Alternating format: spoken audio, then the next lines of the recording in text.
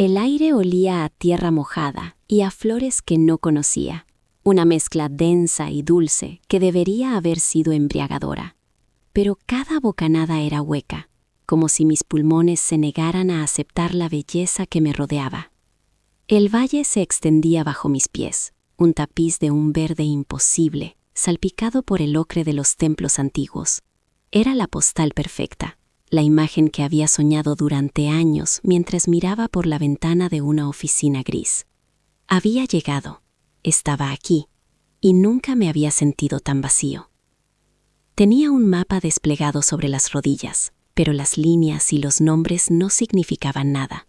Eran solo garabatos en un papel arrugado, tan perdidos como yo. Había huido de una vida de silencios y rutinas, buscando un ruido que me despertara, un color que me devolviera la vista. Y aquí estaba, en el corazón del mundo, más sordo y ciego que nunca. La risa de los niños en la aldea era un eco lejano. El sabor del té especiado se perdía en mi lengua. Los monjes de túnicas azafrán pasaban a mi lado como fantasmas de una película que no lograba entender. Cada amanecer era una decepción, la promesa de otro día deambulando sin rumbo, fingiendo una fascinación que no sentía. La apatía era un veneno lento, y supe que tenía que hacer algo, cualquier cosa, para sentir el pulso de la vida de nuevo, aunque fuera a través del miedo. Mis ojos se fijaron en una ruta del mapa, una que todos desaconsejaban. Una línea fina y discontinua se adentraba en las montañas, marcada con una advertencia que el anciano del hostal tradujo con una sola palabra: olvido. Aquella noche, mientras la aldea dormía bajo un manto de estrellas indiferentes, preparé una pequeña mochila. Agua, algo de comida, una brújula que apenas sabía usar. El cielo, que había sido de un azul implacable, comenzaba a teñirse de un gris plomizo en el horizonte. Con el corazón latiendo por primera vez en meses, no por emoción, sino por un desafío absurdo, di el primer paso hacia la selva. No sabía que el cielo no solo amenazaba con lluvia, sino que estaba a punto de desatar sobre mí toda su furia. Las primeras gotas no fueron más que un susurro sobre las hojas anchas, una promesa tímida que el cielo no tardó en romper con violencia. El viento se levantó de la nada, un aullido que rasgaba el aire y convertía la selva en un mar de sombras danzantes.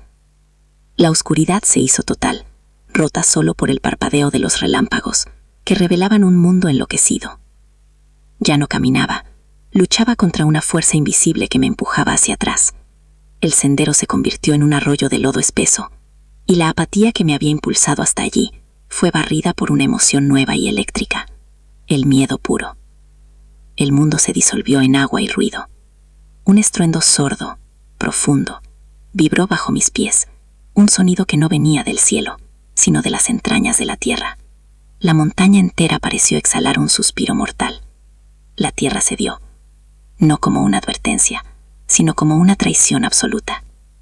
El suelo desapareció, y fui engullido por una avalancha de barro, rocas y árboles arrancados de raíz.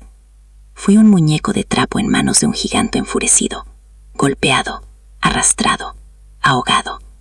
El aire fue expulsado de mis pulmones, y mi último pensamiento coherente no fue sobre la vida que dejaba atrás, sino sobre la estupidez de haberla despreciado. El dolor fue lo primero que me devolvió al mundo. Un dolor agudo, limpio, que cortaba la niebla de mi mente y anclaba mi conciencia a un solo punto de mi cuerpo. Abrí los ojos. El diluvio había cesado, dejando un silencio inestesible, goteante. Estaba medio sepultado en el fango, atrapado bajo el peso de una rama que me había salvado la vida, al tiempo que me la destrozaba. El valle que había despreciado por su belleza, ahora era una cicatriz de devastación.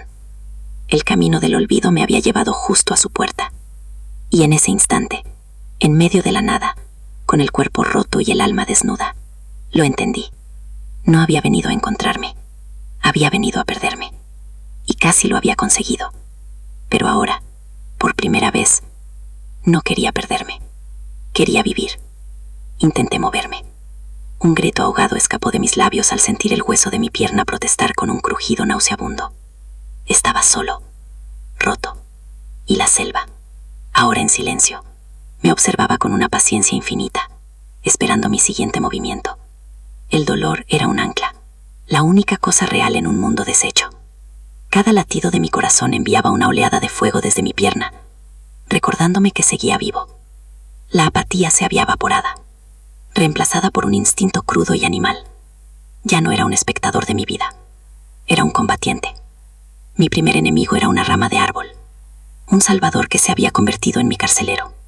Ignorando el grito que pugnaba por salir de mi garganta, busqué con las manos algo, cualquier cosa, que pudiera usar como palanca. Mis dedos se cerraron sobre una roca afilada, medio enterrada en el lodo. El proceso fue una tortura metódica. Cada milímetro que lograba levantar la rama era una victoria pagada con un dolor cegador. El sudor se mezclaba con el barro en mi cara. Mis músculos, atrofiados por una vida sedentaria, gritaban en protesta. Pero mi mente era una hoja de acero. Solo había un pensamiento: libérate. Con un último empujón sobrehumano, acompañado de un crujido sordo que no supe si provenía de la madera o de mis propios huesos, el peso cedió. Rodé hacia un lado, jadeando, con la visión nublada por puntos negros. Estaba libre. Y estaba más roto que nunca. La pierna era un desastre. El hueso roto asomaba bajo la piel de una forma antinatural. Vomité. Pero incluso mientras lo hacía, mi cerebro ya estaba trabajando. Necesitaba entablillarla. Me arrastré dolorosamente hacia los restos de mi mochila, que el azar había dejado a solo unos metros. Dentro, la botella de agua estaba medio llena, un tesoro más valioso que cualquier oro. Rasgué con los dientes la tela de mi propia camisa, creando tiras largas. Encontré 2 ramas rectas y las coloqué a cada lado de mi pierna, apretando los nudos con una fuerza desesperada hasta que el dolor se convirtió en un zumbido sordo y constante. Era una chapuza, pero era mi chapuza, era mi oportunidad. Los días y las noches se fusionaron en un ciclo borroso de esfuerzo y agotamiento. El mapa era inútil, pero la brújula no. Me aferré a una única lógica de supervivencia: el agua siempre fluye hacia abajo. Si seguía el rastro de la destrucción, el camino que el propio alud había abierto, tarde o temprano encontraría un arroyo, y un arroyo me llevaría a un río, y un río, con suerte, me llevaría a la gente.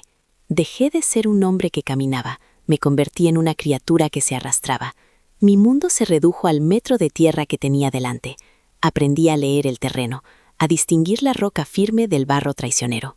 Las manos que antes solo habían tecleado en un ordenador, ahora estaban encallecidas, agrietadas y fuertes. Cada sorbo de agua era una ceremonia. Cada valla que reconocía de un libro de botánica olvidado era un festín. El hombre que había llegado a este valle buscando el olvido ya no existía. En su lugar había nacido alguien nuevo, alguien forjado en el dolor y el barro. Ya no pensaba en la vida que había dejado atrás, en la oficina, en los silencios. Eso pertenecía a un fantasma. Mi única realidad era el siguiente movimiento, la siguiente respiración, la siguiente amanecer. La selva, que antes me había parecido un telón de fondo indiferente, ahora era un ente vivo. Sentía su pulso en la tierra, oía sus susurros en el viento. Era mi adversario y mi único compañero. Una tarde, cuando el sol anaranjado se filtraba a través del dosel de hojas rotas y la fiebre empezaba a nublar mis sentidos, me detuve. Estaba al borde de mis fuerzas, mi cuerpo era un mapa de heridas y mi mente una cuerda tensa a punto de romperse. Fue entonces cuando lo oí. Un sonido que no pertenecía al goteo del agua ni al zumbido de los insectos. Un crujido. No era el viento, era el sonido de algo pesado, algo vivo, moviéndose entre los árboles, no muy lejos de mí. Y se estaba acercando. El pánico me heló la sangre, un frío más profundo que el del barro. Mi cuerpo se tensó, preparándose para una lucha que sabía perdida. El sonido se detuvo. Un silencio cargado de expectación se apoderó de la selva. Y entonces, de entre el follaje, emergió una figura. No era una bestia, era un anciano, de piel curtida por 1000 soles y arrugas que parecían mapas de ríos secos. Vestía ropas sencillas y portaba un largo bastón. Sus ojos, oscuros y profundos, no mostraron sorpresa, solo una calma insondable, como si encontrar a un hombre roto al borde de la muerte fuera una parte más del latido de la jungla. No dijo nada, se acercó, examinó mi pierna con la delicadeza de quien repara algo valioso y asintió para sí mismo. Aquel gesto, simple y humano, desarmó la última muralla de mi resistencia, y por primera vez desde que la tierra se abrió bajo mis pies, me permití cerrar los ojos y confiar. El tiempo que siguió fue una sucesión de imágenes febriles, el balanceo de una hamaca improvisada, el sabor amargo de hierbas medicinales, el murmullo de un idioma que no entendía, pero que sonaba a consuelo. Desperté en una pequeña cabaña de bambú, enclavada en una ladera que la tormenta había perdonado. Mi pierna, ahora limpia y firmemente entablillada, descansaba sobre unos cojines. El anciano, cuyo nombre supe que era Cael, me cuidó con una paciencia que trascendía el lenguaje. Me alimentaba con cuencos de arroz y verduras, cuyo sabor era más intenso que cualquier manjar que hubiera probado. No hacíamos grandes conversaciones.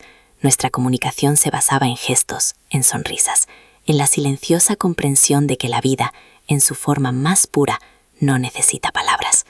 Ya no soy el hombre que llegó a este valle. Las cicatrices de mi piel son el testamento de mi renacimiento, y la cojera que me acompaña en cada paso es un recordatorio constante. El mapa que traje está guardado en el fondo de una bolsa, un recuerdo de un peregrino perdido. Mi nuevo mapa son las montañas que me rodean, el curso del sol en el cielo, las estrellas que he aprendido a nombrar. He cambiado la búsqueda de un ruido que me despertara por la apreciación del silencio que me enseña a escuchar.